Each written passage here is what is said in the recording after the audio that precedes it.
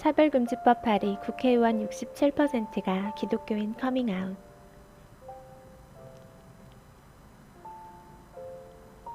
차별금지법이 다시 발의되었다는 뉴스를 보고 포스팅을 고민하던 차에 은혜님이 차별금지법에 대한 댓글을 올리셨습니다.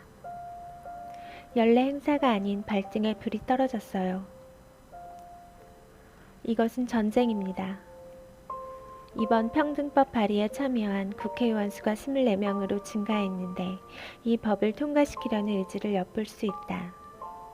평등법으로 이름만 바뀐 차별금지법이 탄력받았다며 통과를 자신만만해하고 있다. 더불어민주당 이상민 의원을 비롯하여 진보정당 24명은 평등에 관한 법률안 평등법을 발의했다.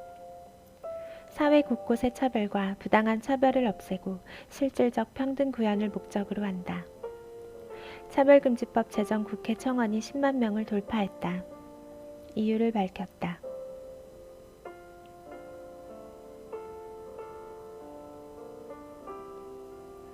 놀라운 건 발의한 의원들의 종교 때문이다. 평등법을 발의한 의원 24명 중에 파악된 기독교 의원만 16명으로 67%에 이른다. 주님, 숨 한 번 크게 쉬시고 마음 가라앉히소서. 우리의 마음도 이러할진데 주님의 마음은 어떻겠습니까? 소돔과 고모라는 동성애 때문에 멸망했는데 스스로 그 도시가 되기로 작정하였나 봅니다. 하나님께서 우리 세대를 심판하지 않으신다면 소돔과 고모라 시민에게 사과하셔야 할 것입니다.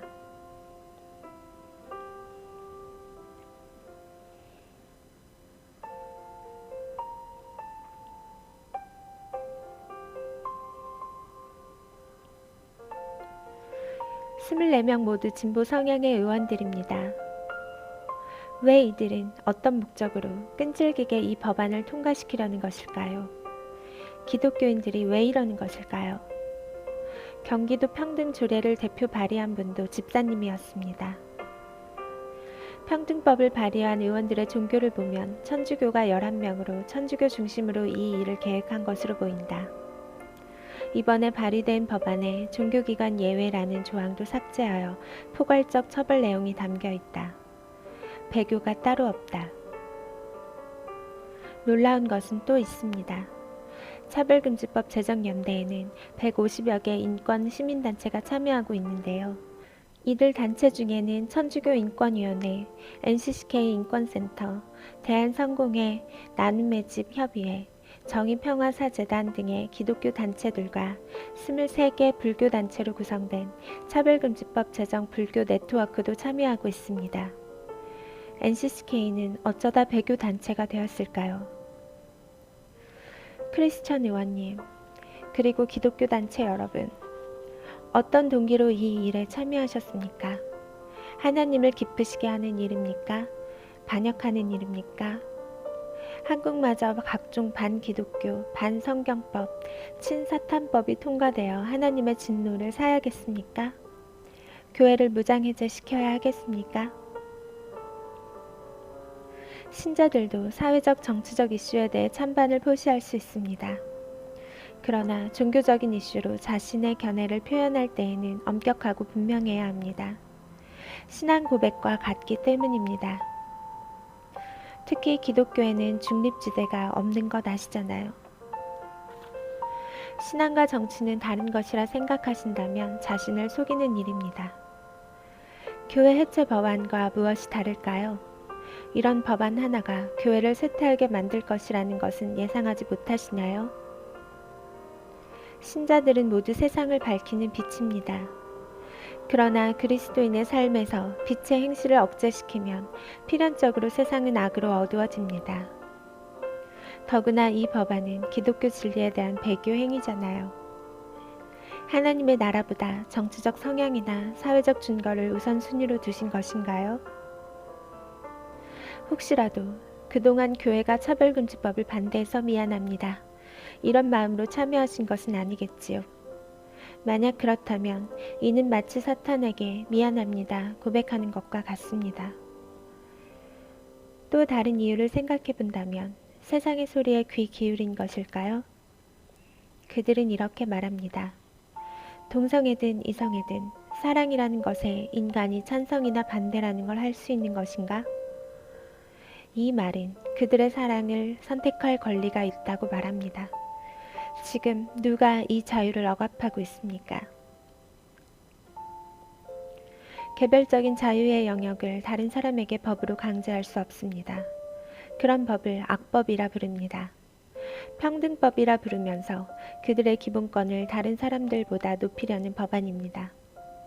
왜 말할 자유까지 법으로 강제하려고 하는 것일까요? 그들이 어떤 차별을 받고 있습니까? 오히려 에이즈 치료비는 전액 국가에서 부담하는데 질병 중에 이런 혜택을 주는 것이 또 있을까요? 개인의 어떤 행동에 대해 평가하거나 표현하는 것은 당연한 권리입니다. 강도나 살인자에게는 왜 평등법을 발휘하지 않습니까? 이 법으로 인해 오는 부작용과 피해는 고스란히 교회가 떠안아야 합니다. 그리스도인으로 불리는 의원님들이 교회를 스스로 무장해제 시키려고 하십니까? 이 법은 신자들을 대상으로 악용될 가능성이 높은데 이 법이 통과된 국가에서도 나타난 부작용입니다. 고의성, 보복성 등 악의적 차별로 발생한 손해의 경우 손해액의 3배에서 5배 이하의 징벌적 손해배상을 정할 수 있도록 했다는 독소 조항이 그것입니다. 목사님과 신자들에게 악의적인 부탁을 하여 거절하면 구속되고 벌금을 물릴 것입니다. 학교에서 어린 우리 자녀들에게 어떤 성교육을 시킬지 예상되지 않으십니까? 만약 이 법이 통과되면 당신들의 오명을 어떻게 감당하려 하십니까? 교회가 지금 어려움을 당하는 때에 뒤통수를 친 것은 충격입니다. 종교의 자유는 수호되어야 합니다. 더구나 이런 법안이 상정되면 기독교인 의원들이 나서서 막아야 할 판에 앞장서서 이 일을 추진하다니요. 의원님께 신앙은 어떤 의미입니까? 우리는 머지않아 모두 하나님의 앞에 서서 자기의 행위에 대해 진술할 것입니다. 악을 선하다, 선을 악하다 하는 것은 하나님께 가증한 행위입니다. 평등법을 표결에 참여하실 의원님께 부탁드립니다. 국회의원의 종교를 보면 오차가 일부 있겠지만 총 300석 중 개신교 89에서 85명 29%, 카톨릭 78에서 68명 24%, 불교 33명 11% 선으로 파악되는데 기독교인 의원이 53%에 이릅니다. 기독교 의원님들이 바른 신앙을 가지고 있다면 이 법안은 통과될 수 없습니다. 하나님 앞에 서 있는 자신을 생각해 보십시오.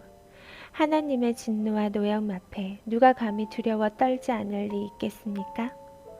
우리가 반역자의 길에서 누리던 권력도 연기처럼 사라질 것입니다. 우리 역시 한낱 연기가 아니고 무엇이겠습니까?